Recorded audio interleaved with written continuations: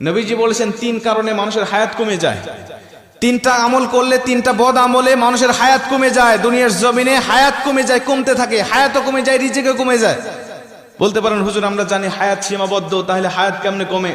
নবীজি বলছেন, বুখারীর বর্ণনায় আবু হুরায়রা রাদিয়াল্লাহু তাআলা হাদিসটা বর্ণনা করেছেন, মানুষের কিছু নেক আমলের কারণে হায়াতের মধ্যে আল্লাহ বরকত দান করে, আবার বদ আমলের কারণে আল্লাহ পাক মানুষের হায়াতের মধ্য থেকে বরকত ছিনিয়ে নেয়, ওই মানুষটা দ্রুত দুনিয়া থেকে বিদায় নিয়ে চলে যায়।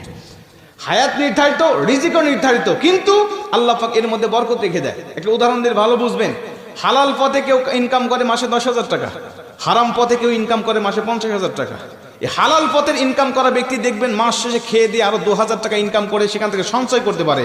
50,000 টাকা যিনি হারাম পথে ইনকাম করে, মাস শেষে তাকে আরো 10,000 টাকা ঋণ করতে হয়। কথা কোন ঠিক কি না? তার মানে হালালের মধ্যে আল্লাহ বরকত রেখে দিয়েছেন, হারামের মধ্যে কোনো বরকত নাই।